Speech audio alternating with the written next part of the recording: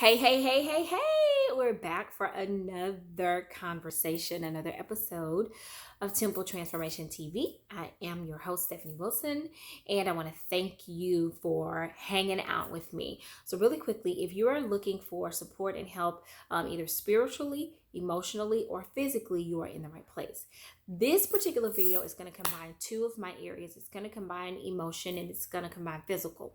So, what we're going to talk about in this particular video is the emotions after you have a mommy makeover, like the emotional roller coaster that you could possibly go on. More specifically, my emotional roller coaster. And you guys know that emotional management is one of the things that I teach. So it's been very interesting to experience these emotions on the other side of understanding them, on the other side, being the teacher, having to go through them, and it's just very interesting. So I wanted to just share with you some of the emotions that I have felt since coming home. One of the things my doctor warned me against, he said, some people go through depression, and I could never understand that. And I was like, why would they be depressed if they've made this choice to make this huge change to their bodies? Why would they possibly be depressed? And although I have not experienced depression, I have experienced, how can I say it?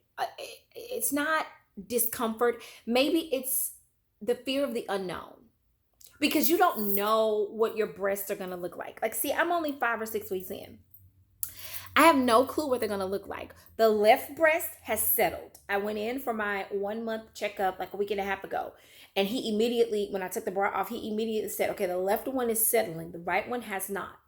And when I'm doing my massages, because I have to do, I told you, massage 20 minutes. I'm doing it now.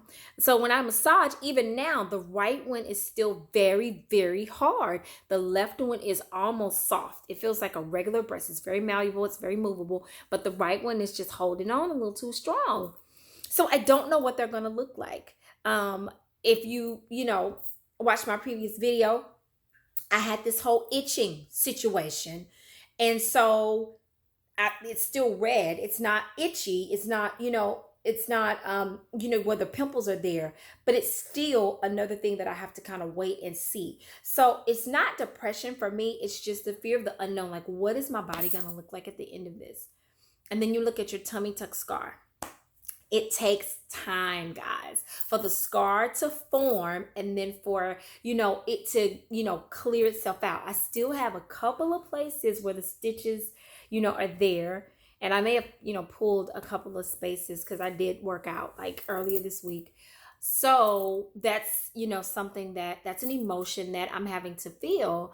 It's kind of, I don't know what it's going to look like. And I hope I like the end results.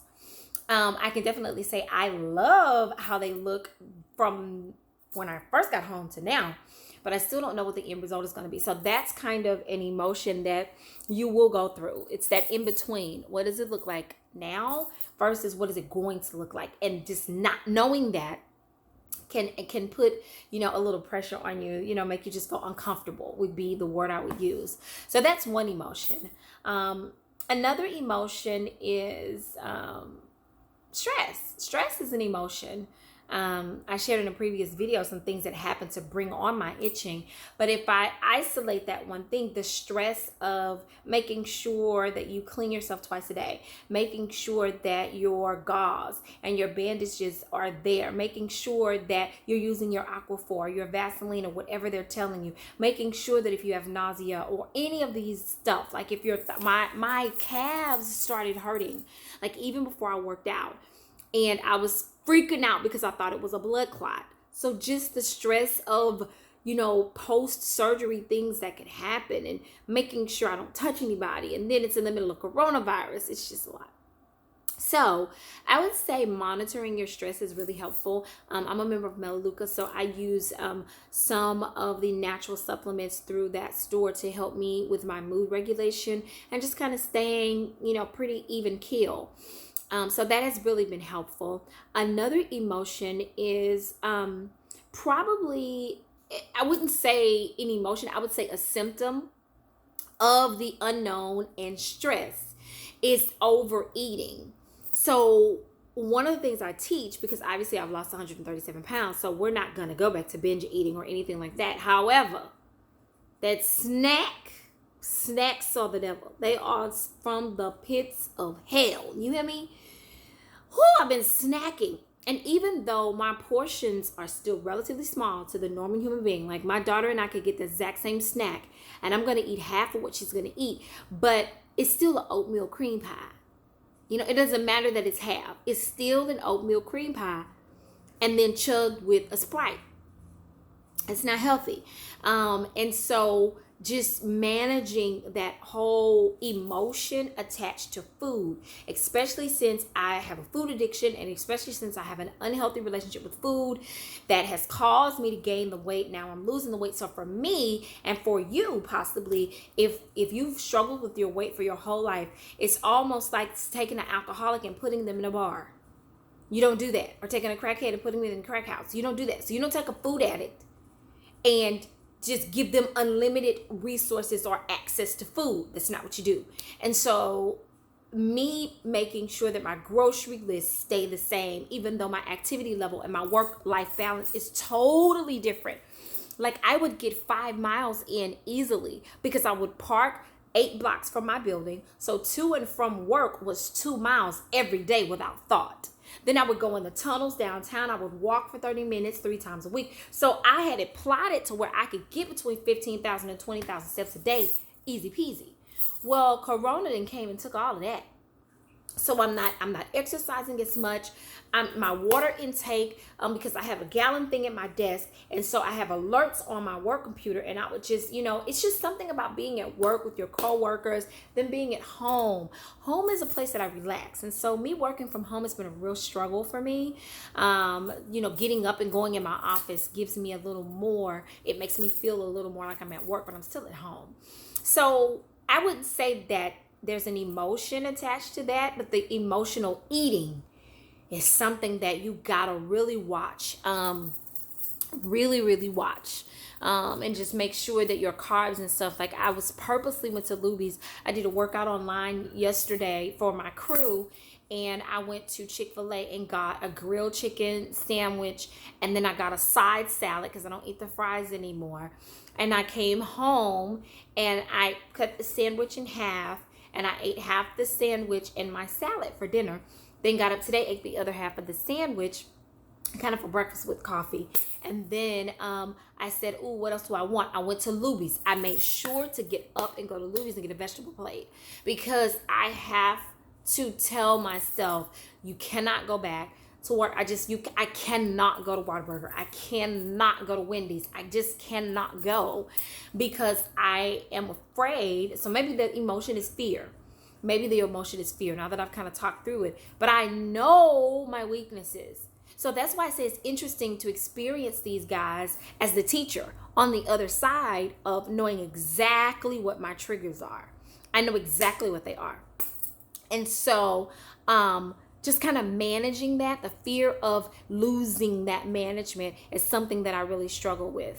And so really, I got to do my grocery list when I get through making this video. And I'm already thinking through things that I need. I need Brussels sprouts. I need, leafy vegetables. I'm being very specific about what it is that I need. No junk, just fruits and fruit cups. And what can I'm thinking now, what can I swap out oatmeal cream pies for? Like, is there a gluten-free, fat-free option that I can get to soothe that? And I think what I'm going to do is I'm going to swap those out for like fat-free ice cream. I'm going to get the Weight Watchers ice cream and see, how that works for me. But that's how I process it, guys. So that's why I wanted to share it with you. It's like the stuff that I teach works. Once you know what your triggers are, once you can identify the elephant in the room, then you can beat it up. You can have the conversation. You can target it. But when you don't know and you're running in fear and you won't admit that you have a food addiction and you won't admit that you have an unhealthy relationship with food, which is why you're even watching these videos, which is why you're even trying to desperately lose the weight. Once you learn these things, they never go away. And so here I am on the other side of the journey, knowing exactly what my triggers are and knowing what I need to do to keep myself from going back to where I was. It's what I'm eating. It's exercising. It's going live, doing workouts. All these things I'm implementing because I don't want my surgery to fail, and I don't want the 2 years of me losing my weight to fail.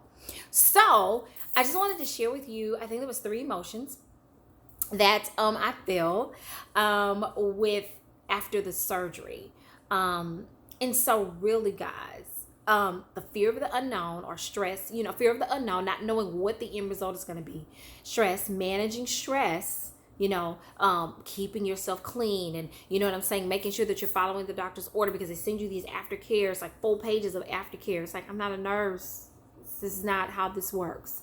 So, and then the third thing is kind of, making sure emotionally that I'm centered, so that we don't have to relearn the same lessons over again, and that my food matches the healthy view of myself, which can allow my results to naturally manifest themselves. So I hope that these help you kind of understand the journey.